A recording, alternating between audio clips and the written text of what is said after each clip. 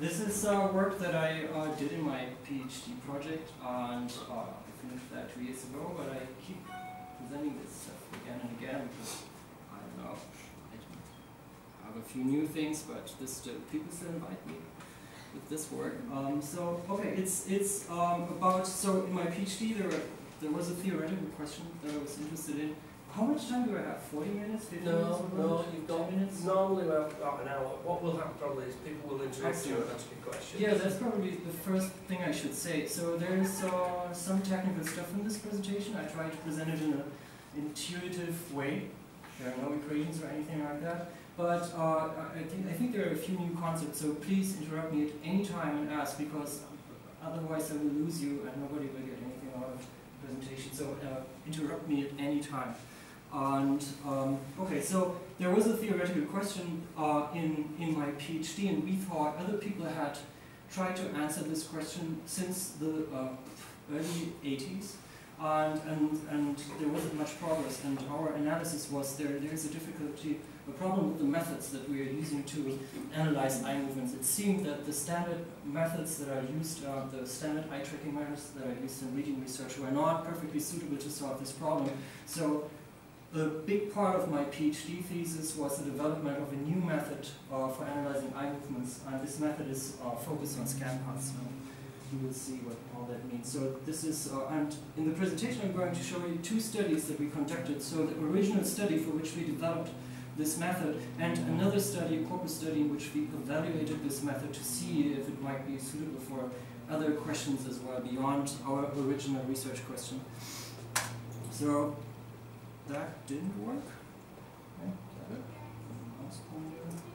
Okay, so there are three questions that I'd like to answer in this. Hopefully, be able to give you answers to these questions. The first one is: are scanpaths informative about reading? So, does everybody know what a scanpath is? It's not a common concept in reading research, I think.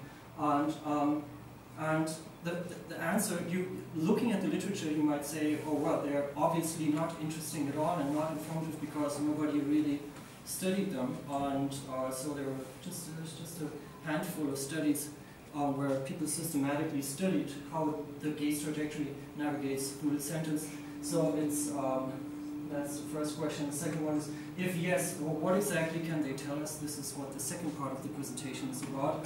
And the difficult technical problem is, are scanpaths statistically tractable? Because the standard measures in reading research, fixation durations, regression rates, they're simple numbers. They can be expressed mathematically very easily, but scanpaths are complex because they consist of many fixations and they have position in the screen and they have durations and all that. So how can we analyze something as complex as a scanpath? And so this is the methodological question.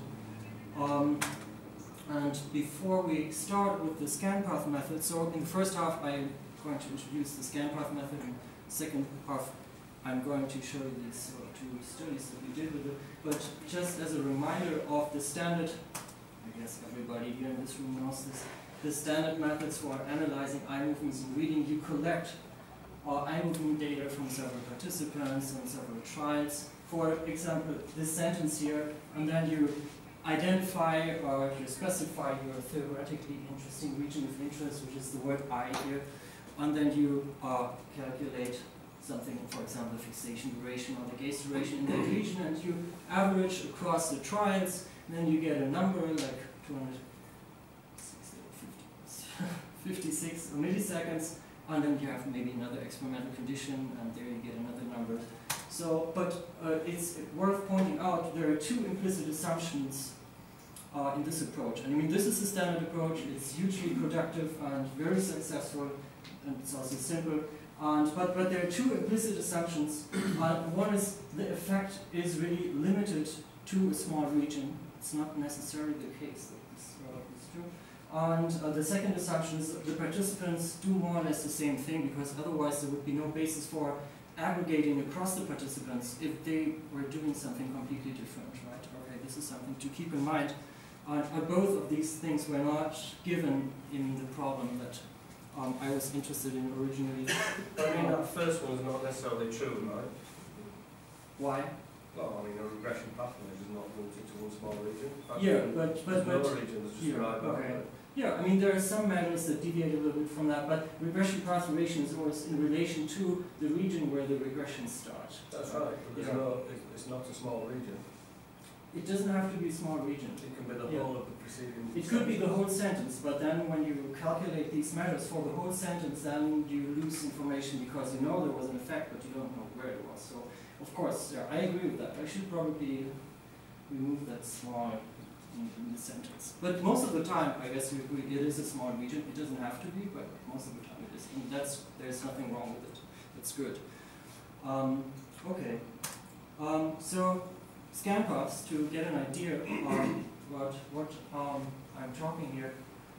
So here are some of those scanpaths, and they're taken from an eye tracking corpus. The details I will explain later. So every panel here is one participant reading the German version of this sentence here. It's a very simple sentence, canonical word order, big words, none of these words is difficult.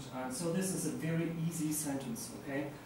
And here you can see how, I don't know, 24 participants read the sentence, and on the x-axis, we're going to see many of those plots here. On the x-axis, you see the words of the sentence, and on the y-axis, time. So the little columns here are the fixations, and the horizontal lines are the cards to the next region or a previous region. So what you can see is even for this very trivial sentence, there's something going on in terms of the scanpaths, because not everybody is reading the sentence straight from left to right, looking at every word individually. So words are skipped, sometimes yes, sometimes no, and then there are regressions, and the regressions occur in several positions of the sentence. So there's not a lot going on, but there's some deviations from the straight left to right pattern, okay, even in this very simple sentence. Here's a slightly more difficult sentence. Again, it was German, the original sentence. The clay gave the artist to his apprentice. And this sentence is a bit more difficult because the word order is non-canonical in German. We have case marking on the noun, so we can put the object of the sentence in the first position and the subject in a later position. So, but this is not really common. You can do this. It's a fine sentence, but it's not the typical way to express an idea. So this is somewhat uncommon. Also, this word here, the German word, is tone, and this is ambiguous. It can mean clay or sound, and sound is actually the much more frequent meaning of this word. So people might be misled here in the beginning into thinking this sentence is going to be about sound, but then it turns out to be about clay. So, and you can see, but it's still an easy sentence, so I think German speakers wouldn't say that this is a difficult sentence. But you can already see there are more deviations now from the standard left to right pattern, okay?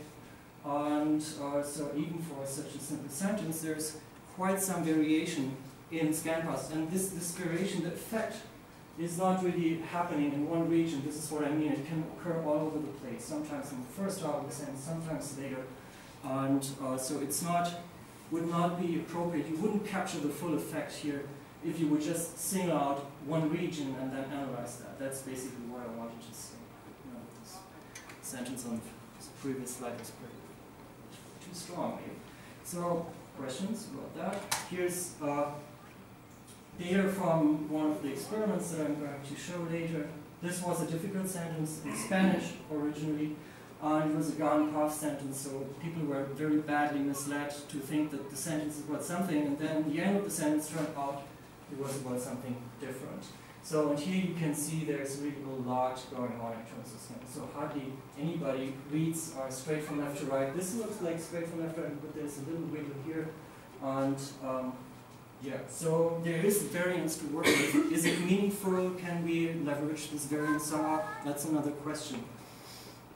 So one approach, now we have the problem. If we want to analyze this variance in how the eyes move through the sentence, we need some method, some technique to do this. And one proposal has been, Dario Sorbucci proposed it in his PhD thesis with John Anderson in '99, was to use the Levenshtein metric. The Levenshtein metric is a very old idea from information theory from the 50s. It's used a lot in fields like bioinformatics for comparing nucleotide sequences, but it hasn't been used a lot for analyzing eye movements. So the idea of the Levenshtein metric is, it's a very clever idea to use the Levenshtein metric. And here's how it works. But there are, of course, some problems that we face.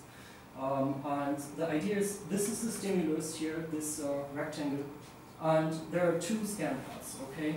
The blue one and the red one. And one approach to analyzing these scan paths, so assume we have lots more of them, would be to first quantify the differences between these scan paths. So we might say there's a big difference between these two scan paths because here we have this extra fixation at the top. So, but in order to do this, and there are many useful kinds of analyses that you could build on top of such a similarity measure for scan paths.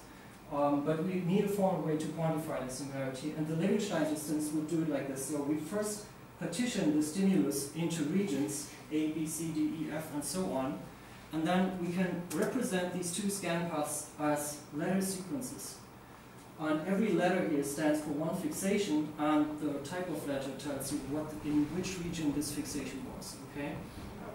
So this is the blue scan path, this is the red scan path, and what the Levenshtein distance does is it gives you the number of mismatches in the two sequences, but in a very clever way. So because there are many different ways in which you could align these two letter sequences, and there is a clever algorithm behind the Levenshtein distance to solve this problem. Basically, you align the two sequences and then you calculate the mismatches. So the fixation on A is not present on the red scan path, so there's penalty of 1 for that mismatch. Then we have a mismatch here. This fixation is on E, and here the corresponding one is on F. There's a second mismatch, and there's a third mismatch here, because these two fixations, they correspond, but they're not in the same. So then the algorithm just lines them up thus to... In an optimal way, to minimize the amount of... Maximize the amount of alignments. Yeah, so the definition is the distance between the two scan paths is the minimal number of edit operations that you have to carry out in order to transform one scan path into the other. Yeah, the maximum of alignments, basically. Yeah, right. Right, that's the idea. It's clever, but it has some obvious problems, as you can see here. These two guys are very similar, but we get a penalty of 1. These are less similar because there are differences in the fixation duration, so this is long and this is short. And yet, since they are in the same region, we get no penalty because there's no, in this representation, there's no information about fixation durations left, which is bad because fixation durations are one of the most important sources of evidence in reading research. We really want to keep that information. And then the way how spatial distances are evaluated is very crude. So either two fixations are in the same region or in different regions, and it's not more fine-grained than that. So this mismatch is large, and at least it gets the same penalty as this mismatch. Okay, these were the problems with the Levenshtein distance that we wanted to address, and our solution, I'm going to give you an intuition, is basically to develop a continuous version of the Levenshtein distance where the stimulus is not partitioned into regions, but where we use the x and y coordinates of the fixations directly. And the other addition is that it takes fixation directions into account. So here you get penalty scores according to our measure. Here the mismatch is small because there's some spatial distance, but the fixation durations are more or less the same. Here the spatial distance is small, but there's a bigger difference in fixation duration. So the penalty is larger. The penalty is really large for these two guys because they're so far away from each other. So how do you decide which pairs of blue and red fixations correspond with? Yeah, so the algorithm behind this, it's the same. We use the same algorithm as the Levenshtein metric. The Levenshtein metric is just a mathematical construct. There's an algorithm called Needleman-Wunsch algorithm, which calculates the optimal mapping. So this algorithm tries to find the best mapping that is possible. So, psychologically speaking, what happened in the red participants' experience in the period that the blue participant made the first fixation? So the aim here with this measure is to have to have a measure that is relatively assumption-free. So these scanpaths are evaluated more or less on a geometrical level, and there are no assumptions about the psychological processes behind it. I mean, let's just re-examine what you just said. Yeah. So you're saying, well, this is assumption-free. No, it's not. It's never. The categorical assumption here is that the sequential order of fixations is not a critical aspect of the processing that occurred in relation to those fixations. In other words, one could take a different, theoretically underspecified position where one says, actually, it's not that my analysis here wouldn't involve your assumptions. Mine would be that I'm going to align them canonically with the first, the second, the third, and the fourth, right? I mean, that might be a perfectly valid similarity measure, but the point is, surely that each of those has its own theoretical underpinning. Right. And so, I'm not saying one's right or one's wrong. All I'm saying is, it's not sufficient to say this has no theoretical baggage. This categorically has theoretical baggage, just like my position does. It's just that you've chosen to do it one way or another.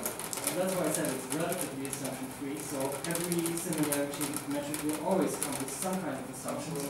But there are some other similarity metrics that have been proposed over the last years, and some of them have very heavy theoretical assumptions. So compared to them, I don't have the time to discuss them.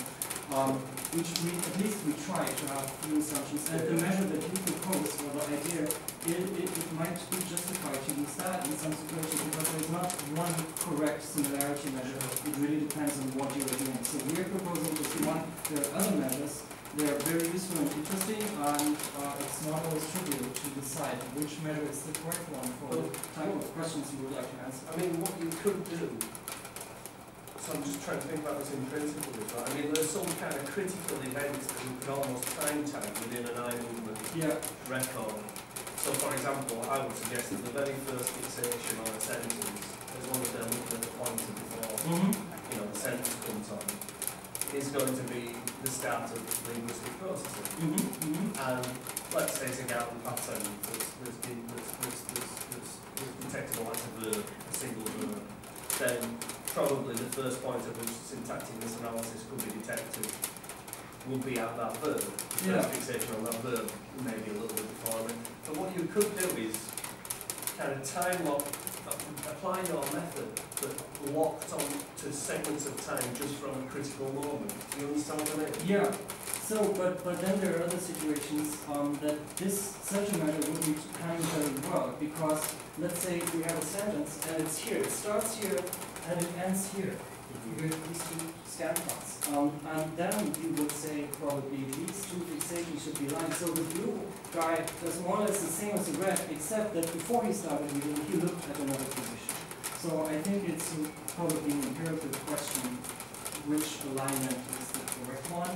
So this approach tries to solve this question only on based on the geometric properties. So these two guys are very close to each other. On top of that, the fixation relation is similar. So this is what we commit to. The implications are a matter of debate, right? So okay. So and intuition. So I said I won't show you the equations, but one intuition about what this measure is doing is the following. So the measure, the unit that you get. So the unit of these penalties here are actually milliseconds. So the overall dissimilarity of the two scanpaths is just the sum of these numbers.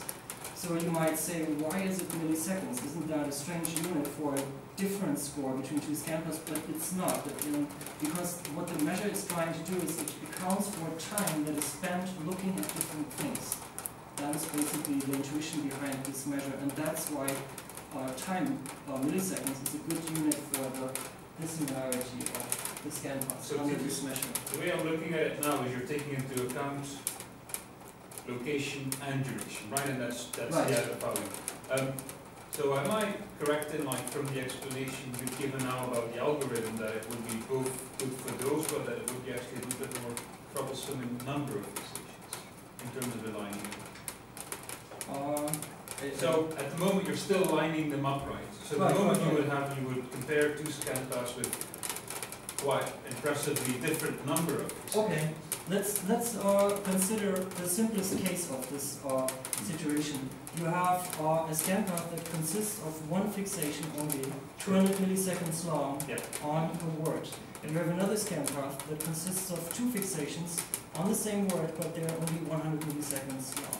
So, okay, this measure would say there is a bigger difference between the two scan paths. It would match, align one of the short fixations in one scan path and along in the other scan path, and would discard the other short fixation. So that is a very okay, so let's take these two. My questions is actually like, okay, at this graph, if you accept from the beginning one, you align them.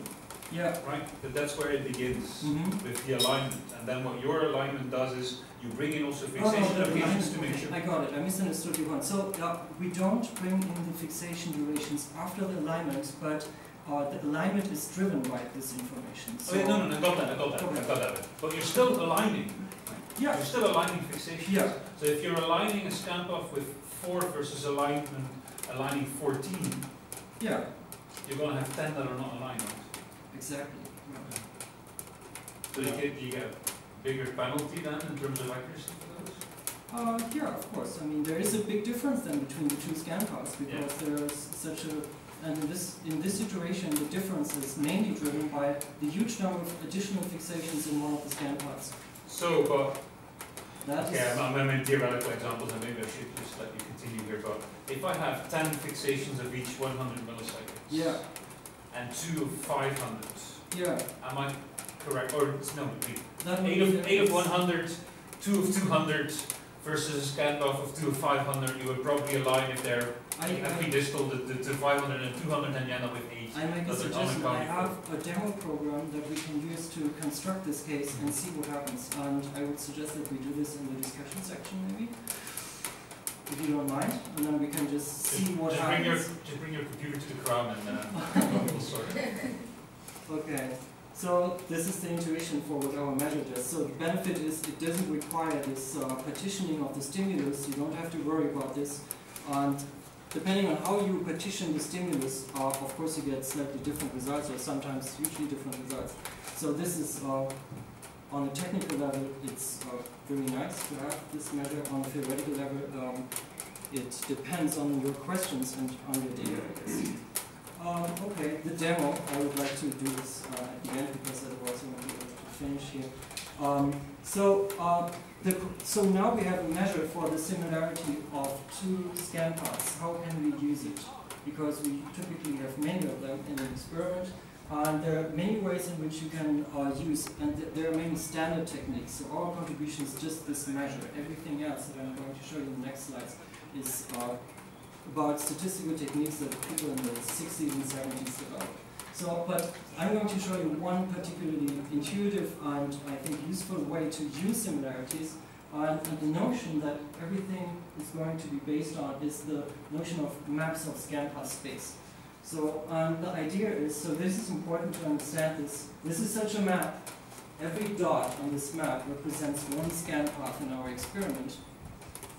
And the dots are arranged such that similar scan paths are nearby and scan paths that are very different, they are far apart. So this guy here, this guy, they were very dissimilar, and the two scan paths in the middle, they were more or less the same. Okay? So that is the idea. So you can construct, there are techniques, it's called multidimensional scaling in the 60s, that's commonly used in other research fields, not so much in ours. This is a technique that you can use to produce these maps here. And this map represents the variance in scan paths, okay? So you might think, okay, this is a Gaussian cloud of dots, looks a bit boring. And these are the scan paths, so there are 230 scan paths here from 230 different people who read the same sentence, exactly the same sentence. And here's another map for the more difficult, but still simple German sentence, and it looks like that. Still a boring Gaussian, but we notice one difference. The difference is this cloud is much smaller than this cloud, okay? And what this means is that there was a lot more scan path variance when people read this sentence than there was when they read this sentence. Are you superimposing 2 dimensions on it then? Because you've got a 2-dimensional representation there. Well, actually, those maps, underlying maps, had even more dimensions because 2 dimensions Okay. are not really enough to capture all of the variants. Exactly, yeah. And I'm just showing the 2 first principal components. Okay, got it. The maps can have arbitrarily many dimensions, but if you want to have many dimensions, you need lots of data because otherwise you need degrees of freedom when you get those maps. But small numbers are typically, so here I think I used 4 dimensions. And there are measures that tell you how good this map is, how much variance does it represent, and how much is lost. I'm trying to remember my course on MDS, but so those would just be the ones that are sucking up the most variance, the ones you're plotting here then, 1 and 2. Right, you add dimensions until sufficiently much variation is captured by the map. Yeah. And just for educational purposes here, you mapped 1 and 2. Yeah, so the maps had more dimensions, but I'm only plotting 1 and 2. Yeah. So there were 2 further dimensions. But those are the ones that had the most variance. Okay, yeah, right, got right. it. Yeah. Okay. Okay, so this is suggestive that this similarity measure captures something because that was also our, I hope it was your intuition as well, when we looked at the raw data, that there was more variation for the more difficult sentence, okay? Here's the map from the Spanish experiment with the very difficult sentences, and there are 1,500 scan paths, and without much statistical analysis, there's a lot of structure in this map. This is interesting. And one kind of analysis that you could run here is you could run a cluster analysis. In this case, the cluster analysis tells us there are 3 different categories of scan paths. And this looks maybe like one category, but this map again had more dimensions, and the red and blue one, they were more distinguished in other dimensions. Okay. Right. Yeah. Why is that one there? Yeah. Not in the red or the blue? Yeah, because the map had 7 dimensions, and it looks as if it was in the middle of the red and blue dots, but if you would take this other dimension into account, it would be actually very far away from the red and blue dots there. It's a limitation. But then when you represent them with just 3 dimensions, it kind of misrepresents them a little bit, right? Yeah. So if you put 7 dimensions in there, and then you class right. it. So when we present those plots in papers, we do not just use 2 dimensions, but we have many of those plots where we pair all kinds of dimensions, and then you have lots and lots of perspectives, and that gives you the full picture. Yeah, so one plot alone can be misleading, that's right. Okay, so there's something going on, and now we could ask the question, what are those different scan path strategies? So, but before I answer that question, I'll tell you what the experiment was about. So here are 3 categories. Case study 1, what is the syntactic signature, the scan path signature, syntactic reanalysis in ground path sentences? So there's lots of stuff in this question. I'm going to explain this on the next slide. What is it? Does everybody know what a ground path sentence is? I don't know what your background is. So I summarize it briefly. So as I said, the original sentences were in Spanish. The teacher said that the students had to stand up from their seats when the directors came into the room. And this is actually not the slide I want to show. This is the slide. And in Spanish, it is at this part here, when you read this part here, here's this adverbial clause, when the directors entered the room. At this stage here, it is not clear whether this adverbial clause modifies this verb here, stand up, or this other verb, set. So the sentence could say, the students are supposed to do something when the directors enter the room, or the sentence could mean the teacher was saying something while the directors entered the room, okay? These are the 2 possible interpretations, and at this stage, the readers can only guess which one is correct, and they systematically favor, that has been the object of lots and lots of research, they systematically favor the second verb. So, but later in the sentence, it may turn out, as it is the case here, that this guess was incorrect, and that the correct attachment site for this clause here is actually the other verb. And then people have to revise their interpretation of the sentence, and the question of the study was, what is this process? How do they actually recover from the misinterpretation, and how do they finally arrive at the correct interpretation? So what are the mechanics of these recovery processes? So Titus, just in this sentence here, yeah. seeing why that disambiguates high. It doesn't really in English. It does in Spanish. It does in Spanish. It does in Spanish, and it's the mood, because this is in subjunctive in Spanish, and this is in indicative, and the mood of this verb determines whether the clause goes with this or the other verb. So,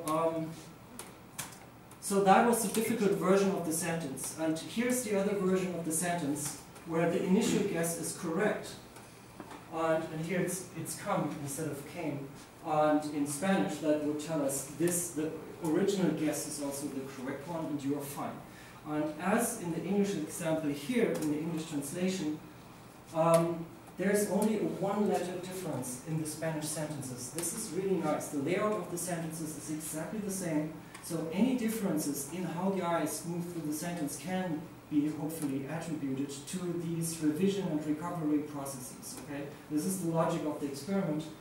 And so the idea was to use this here as a baseline and see and interpret any additional eye movements that occur in this position as reflecting these recovery processes. And we also had another baseline, which had no ambiguity at all. So here we used if instead of when. When can be either conditional or temporal, and if can only be conditional. So here, from the beginning of the adverbial clause, it is clear it can only be this verb that is modified. Okay? So that is another useful baseline to have. Questions? So yeah, isn't that similar to the sentence that you put up first with the one little region, which you said it wasn't a good idea to look at that one region? The word came and come. You now said that you're going to look at the eye movements in relation to that one region. So, right, this is precisely different. So we're not looking at this region alone, but when the eyes enter this region, this is the point where we are really interested in what's happening next, but we are not limiting the analysis to this region, but the eyes could move anywhere. So the trajectory of the eyes after this word was read is what we are interested in, and this is what we are analyzing with this new method. But are you going to, thinking that it boils down to the analysis, are you going to make it region locked in the sense that you're going to look at the scanpath analysis from the moment they hit the region, or are you going to start looking at the entire sentence? So the first half of the sentence here, these two conditions, is identical. So any variation that we find there, we are guaranteed that it's noise.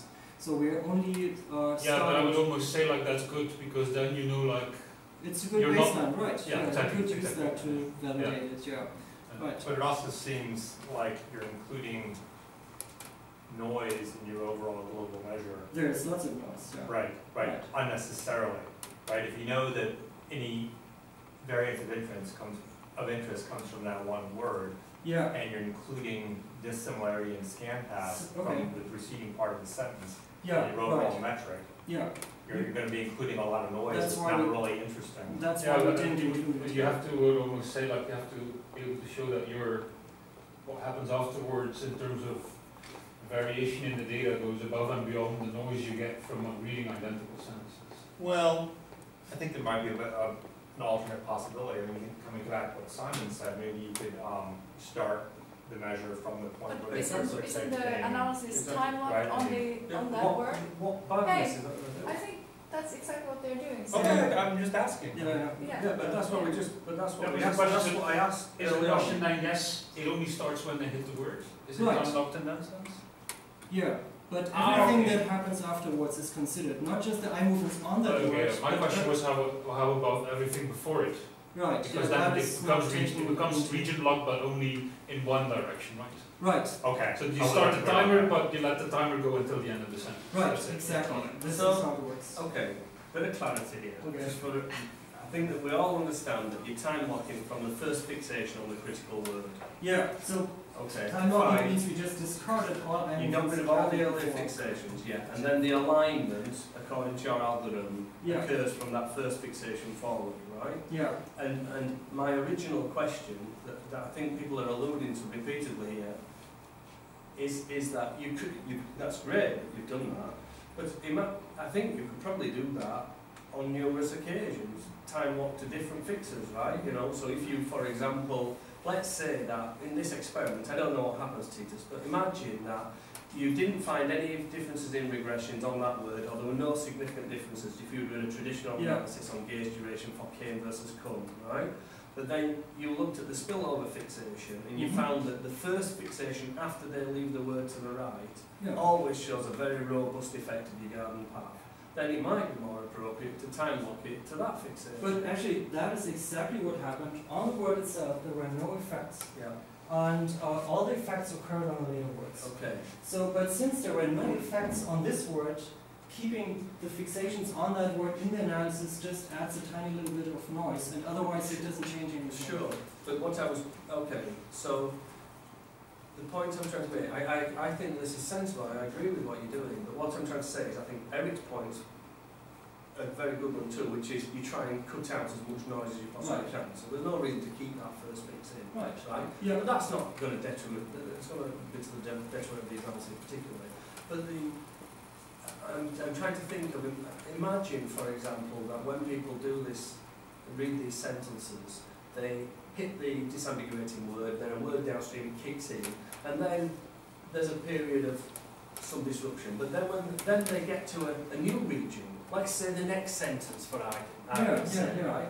And then they start reading the next sentence, and then something in that next sentence goes, hang on, it's not right, and so they go back, and so you can say, okay, I'm going to now do your analysis from the first fixation from which they launched the regression, to reread the target sentence. So you can lock it to different events at different points in the... You could do that, So I think that's pretty interesting actually. Yeah. Because you can get kind of multiple groundings, if you like. A point, you're choosing. Yeah. I mean, this is the point you made at the beginning. You're choosing to lock it according to two fixes. Then you let it run free. Yeah. So you can do. You've got a number of degrees of freedom here. You can lock it at different events. Yeah. And you can pick those. Yeah. In principled ways, based on theoretical issues or theoretical accounts of processing. And second, you can truncate your window of comparison based on other events. That's which could be, for example, that someone goes to look at a new pattern sentence, or it could be, I'm going to look at everything until they make a regression. So you've actually, in this measure, got a very significant degree of flexibility about how you compartmentalise the data, and then you make a comparison. I don't think I really appreciated that. Well, I mean, here, there is a lot of, this decision to start measuring from that work is, of course, based on a lot of literature that shows that the disambiguating word is where these processes start. And so it was the most natural decision to start measuring here. Post hoc, we found that regressions often start here, here, or even here. Post hoc, we could have chosen to do another time, but that would be a post hoc decision. And that, of course, influences. But there's not, you needed some kind of independent motivation to make those decisions. We're not fishing. You have to defend them. Right. Okay. This is how this experiment works. We had 72 participants. And, well, I used that to illustrate something else. So the three competing hypotheses about what are those mechanisms for recovering from the misinterpretation, interestingly, they all make the same predictions in terms of the classical eye tracking methods. They all predict backwards regressions from this region, but they differ in the targets of these regressions. So this could be fixed very easily with a simple measure. But more than that, so I outlined the three hypotheses that Fraser and Rayner and 82 originally wanted to distinguish. One hypothesis was that the parser reprocesses the first half of the sentence, trying to avoid the wrong decisions and finding another way to make sense of the sentence. So the prediction was the eyes jump back to the beginning of the sentence and reread more or less, okay?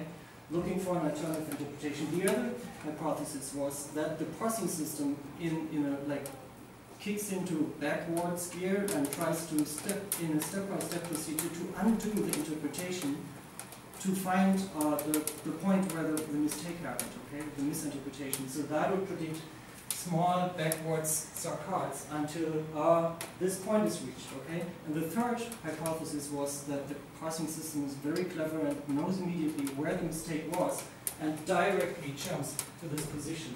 So the fixation targets, the targets of the regressive saccades are informative here, but the prediction really is a sequence of fixations. It's not just an individual saccade, but it's a whole sequence. So this is why such an approach here seemed natural to evaluate these predictions. Okay? This is where we were coming from.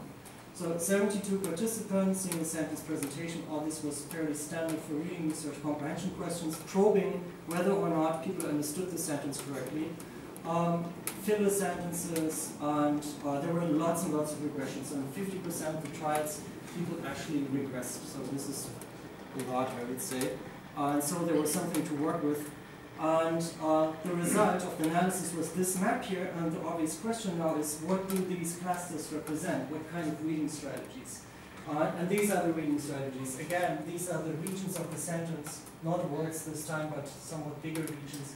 And what we see here, 8 was the region here where the sentence was disambiguated. So this was the critical region where it became clear whether or not there was a misinterpretation. What we see here is is that all conditions just plotted? All conditions. Okay, right. So ABC has nothing to do with the conditions, right? Right, nothing with the condition. This is all data.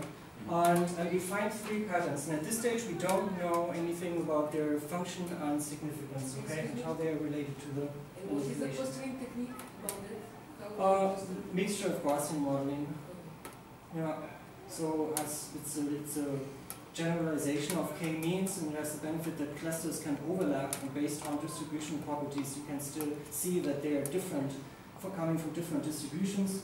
And another benefit is that using Bayesian methods you can find out already what is the best optimal number of clusters. So that's a problem with many clustering approaches. You first have to make a commitment to a certain number of clusters, and then you get the best conditional on that. So mixture of Gaussian modeling is useful here. And so what happens here is the eyes, exactly as you, I don't know, already predicted, on the word itself nothing is really happening. They go to the next word, or next region, which was a little bit bigger than the word, and then they realize, long fixation, something is wrong here. They jump back to the beginning and do something that looks like rereading. This is another cluster, B, the red one. Immediately on the word itself, they jump back to the previous word, and then they continue. And this is a version where they go to the next word, and then immediately return to the critical word, and then they go on. Okay. Yeah. It's good. I'm trying to really understand it, right? Yeah. So, I accept what you've just said at some level, but these are prototypical patterns, right? Right.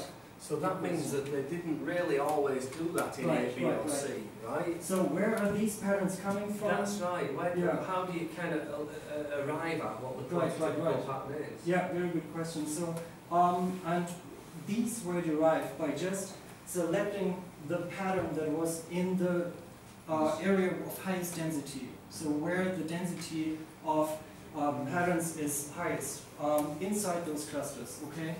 That's one way, but of course, for example, this pattern here has this huge jump in the middle where they skip a few words. Not all of those patterns have this jump. So in order to get a good idea what is going on inside this cluster, you'd have to sample many of those instances to see what do they have in common. Yeah. Right, and these do really have in common that they involve something that most of us would describe as rereading. Okay. Okay. So the question is, which of those patterns, if any, represents recovery from misanalysis? And this is what we did. So this is the rate of these patterns, A, B, C, as a function of the experimental condition. And this is the hard condition where they actually had to reanalyze. Okay? You see pattern A occurred more often, not a lot more. So there was also lots of rereading in the other two conditions, but significantly more often. Believe it or not, none of this is significant. So this pattern was not influenced by the experimental condition. And here there was a strong difference between the ambiguous sentences and the non-ambiguous. So when the sentence actually was ambiguous, the eyes jumped back to the disambiguating word, inspected it for a second time before they moved on. When the sentence was not ambiguous, this pattern occurred less often. Okay? So we could say this is somehow related to the ambiguity of the sentence, some of those. And this might be related to the recovery from the misinterpretation. Okay? This is the reasoning here. Questions about that? Well, I mean, why do all the rereading in the low ambig and the low unambig? Good question. So one theory of parsing that could be used to explain it says the decision whether you attach high or low to one word or the other one is probabilistic. And there is merely a tendency to prefer one of the two verbs. Under this theory of sense processing, you would assume that people sometimes have to recover in both conditions. So this would be one explanation, but it doesn't explain this here because there's no ambiguity at all. Yeah. So people might also reread for completely independent reasons. Just because it's hard. Right, right. So you can't conclude that rereading always represents recovery, it only sometimes represents recovery. So this is the strongest claim I think that can be made here. Yeah. Okay. I skip over that. There was something else that was different, interesting. The second study. So in the first study, we had those really difficult sentences, and there were lots of regressions in 50% of the cases, and the effects were really strong. Rereading is like a strong effect. And the question was, in the second study, is it possible to get these kinds of effects? So is the measure also sensitive to much more subtle scan path effects? And in order to answer this, and if yes, what are the factors that determine the nature of the scan path and how the eyes navigate through the sentence? And the way we evaluated this and wanted to answer this is we used this corpus here, I mentioned it in the beginning, with 144 simple German sentences, very simple sentences like, could you please pass me the butter, or Wolfgang Slaughter studied literature and engineering. Easy stuff, there shouldn't be anything difficult. And these sentences were read by 230 participants ranging from school children to pensioners. And here we already saw this data. So yeah, this is what I just described. Sentences were presented individually on the screen, on one line. There were easy comprehension questions. Performance on the questions was exceeding because the sentences are so easy. And so, right. There's a slide missing, right? Oh no, okay. So we had, based on the literature, we had 3 predictions about what kinds of factors should influence the scan path. And the first one was sentence processing difficulty. That's what we just saw in the previous study. When the sentence is difficult, there are more regressions, and that makes the scan path more irregular, and it deviates more from the straight left to right pattern. So, and there is plenty of evidence that this is the case. And so that was one prediction. Syntactically difficult sentences elicit more irregular reading patterns. The second prediction was from the literature on oculomotor control and reading. Here the idea was when a word is short, it's more likely to be skipped, and it's also more likely that the eyes return to this word. Perhaps because it was skipped prematurely. I think there are a lot of explanations for this phenomenon. We don't really care, but it's very robust that short words generate more or elicit more irregular reading patterns. So that was the second prediction. Third one was from the literature on cognitive aging. Older readers read in more irregular ways than younger readers. It's not really known what the underlying reasons are, but it's something that was found in several studies independently. And okay, these were the 3 predictions. The question is, so the way I presented them, the word similarity didn't really play a role in my description. The way I presented it is, I said that all these factors affect the regularity of the scan path, the deviation from the norm. And we need a measure to quantify this. And the way we quantified it is we took those maps here, and we said that scan paths that occur in the periphery or in low density regions, they are irregular. They occurred rarely. Only a few people produced scan paths like that. That's why they are irregular. Compared to that, the scan paths in the middle, in the area of high density, those were the scan paths that lots and lots of people produce. So they're more regular and reflect maybe the standard way of reading this kind of sentence. Okay? So density on this map is our dependent variable in analysis, and we are basically trying to predict this density based on these factors that I had on the previous slide. So, and this was done with linear mixed models, with these factors that I described, and interaction of age and syntactic difficulty was also a predictor. And we had two different measures for syntactic difficulty, very conceptually very different. I'm not going into the details, but the results were these here. So these are the coefficients of the linear mixed model with 95% highest posterior density intervals. And basically all the predictions were confirmed. So what this tells us is the older participant was, the less regular was the scan path typically. And the more difficult the sentences were syntactically, the more irregular were the scan paths. This effect here of one of the two measures of syntactic difficulty was only marginally significant. But there was an interaction of age on this measure, highly significant. So this shows that this measure, even though it is only marginally significant here, the main effect is still contributing to the scan path variance and to how irregular the scan paths were. And word length also had a very strong effect. So the shorter the words on average in the sentence, the more irregular was the reading pattern. Okay, questions about that? Do you think if you did this type of analysis that just use total sentence reading time, you get a similar pattern of results? No. For example, age, it's interesting that the older readers in this data set, they have a more irregular reading pattern, but the total reading time is the same. Also, the comprehension question accuracy is the same. There's no indication whatsoever that they're somehow worse at reading or understanding these sentences. For the others, I'm not so sure. At least for age, I know for sure that there's no difference. Okay. So conclusions from that. So it's interesting here to see that the scan path measure was sensitive to very different effects, sense processing, more low-level oculomotor phenomena, and individual differences. This is encouraging because it suggests that there might be more applications for this method beyond what I presented in the first experiment. Yeah, it's not really clear what the interaction between the syntax and age factor means, or it hasn't been found before.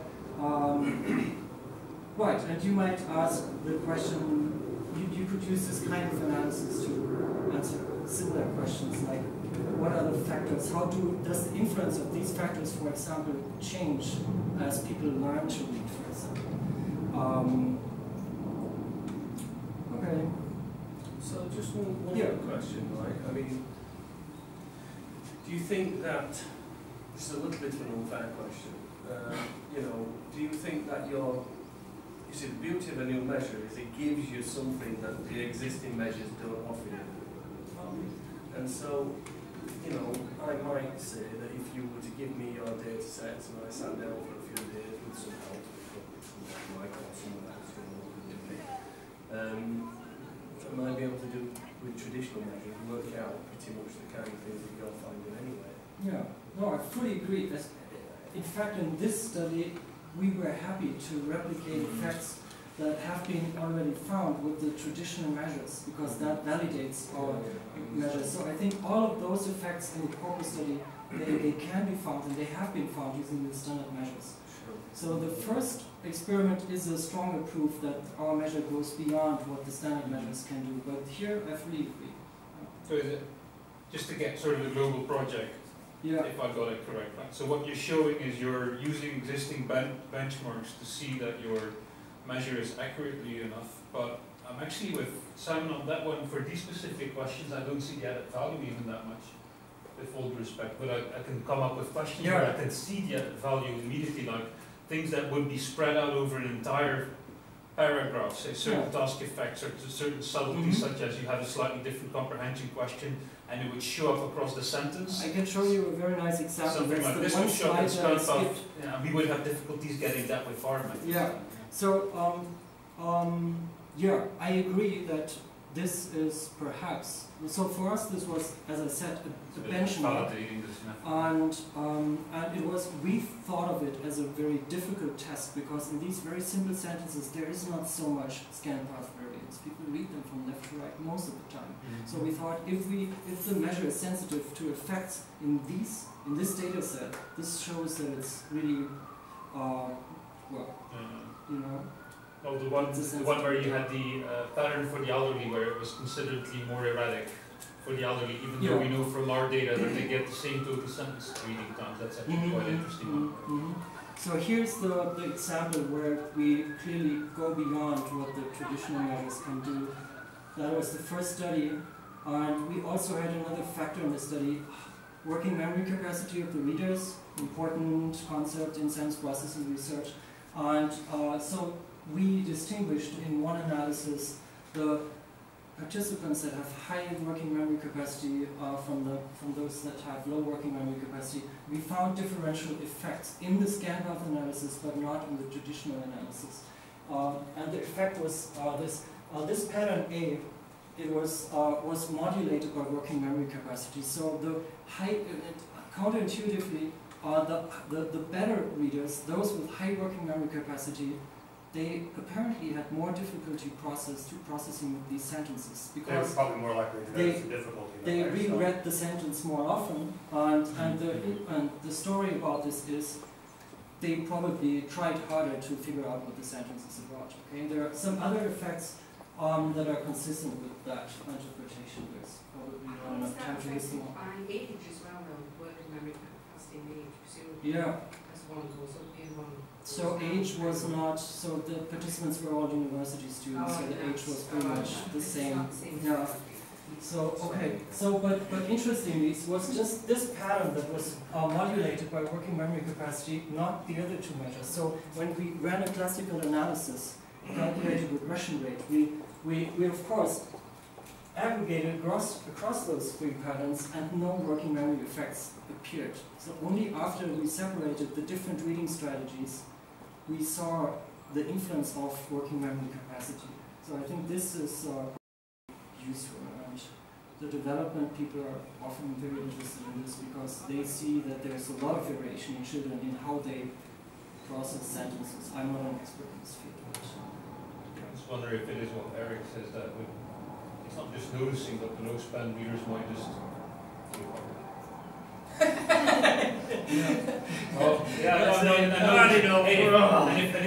if you have a method that would show that, that's actually quite interesting, because it is one of those things that we know will happen in our experiments, where somebody was like, oh, so we also looked at the ambiguous region, this region here, and this is where the low spans are faster. So that seems like additional evidence. They don't care about the attachment site.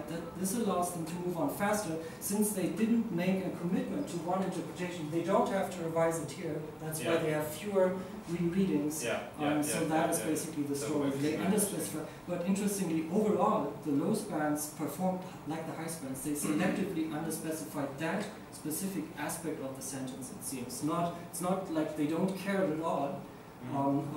Also, their performance in the comprehension questions was quite good, and wasn't any different from performance in the high span. So, yeah. This is just a comment. So, stuff I presented last week was related to irony comprehension and individual differences in there. And we see a very similar thing with how readers resolve ironies in text. Okay. So, high span readers, typically the irony you see it as an increased rereading of the ambiguous part of the story, and high span readers show this rereading effect in a greater degree than the low spans. Yeah. So it's a kind of similar result in a sense that there are they do more rereading, but the rereading seems to be related to resolving the ambiguous part of the text. Yeah. The question, I had a final conclusion slides, but it just repeats what I already said. One quick question. Yeah. The metric combines location and duration. Would it ever be interesting to have two separate metrics so you could see, for example, maybe for the older adults, that the similarity was driven by them having regressions and not so much by duration? You can have that. Yeah. So when you just take your eye movement data, set the fixation durations of all fixations to some constant value, Okay. and then you have a measure that is only driven by differences in positions, and in a similar fashion you could focus the analysis on the differences in the temporal dynamics only. We haven't done this, Okay, but that's it would be possible. Actually, I think you could do more than that. So you could put a multiplicative variable in. So you know, sometimes you can find that a region that people regress to will be a long way away. So I'll give you an example, an instance. To give some Hollywood, an instance now. Instance category variables like, you know, the bird was in the garden, the robin versus the bird was in the garden, the emu, or something like that. People will then have to look back to the category to, you know, now you could imagine that that could be spatially very close actually. Yeah. And actually in your measure as it stands, I don't think it matters whether it's very close geographically or very distant in terms of the number of words that you've got to regress in order to be able to go again. This is like Johanna's irony inferences and all the rest of it. Some of these things are quite a way back in the text. Yeah. Now, you could put in an index of the number of words back someone's moving when they make a regressive cicada, right? And that could go in as a multiplier and so then you could combine, you get a measure of the extent to which compared to invest timing going way back in recovering something from that was launched in a discourse representation relative to something that's just a trivial little tweet. Yeah. Yeah, we usually apply to the x and y coordinates of the fixations, but you could use other coordinates like the index of the words. Yeah. Works as well. Yeah, as well as maybe accuracy at going to a particular word, and their memory for going to the place of difficulty. Right. So if you take this as a general principle, the approach that you're advocating, rather than the specific one that's been, this is the new thing, it's more of a think about this idea. I think that this actually has got a lot of value in it when you start. Perhaps this might be the closest I've ever come to apologising to you, Titus, for giving you a hard time when we were in jail. Because I think I kind of criticised the talk, but I can now see slightly better the value of the approach that you've taken, particularly if you modify bits and bobs to suit different situations. But yeah, I think at that point that you've made the